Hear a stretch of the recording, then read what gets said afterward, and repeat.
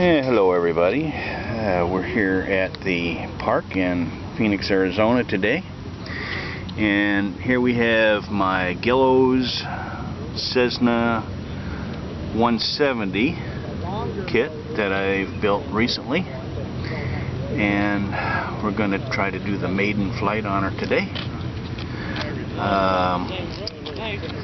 This kit was built pretty much stock, and however I did deviate a little bit, and I covered it with microlight covering.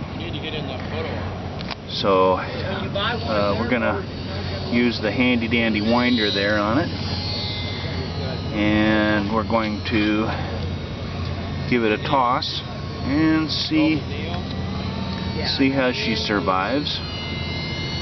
I've got her balanced with 14 grams of weight in the nose, and it weighs a total of, I think, about 46 grams.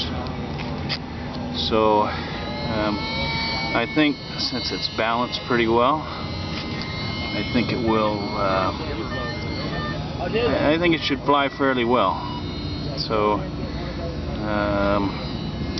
laser cut parts on this kit really made it go together very nicely. So we'll just see how she flies.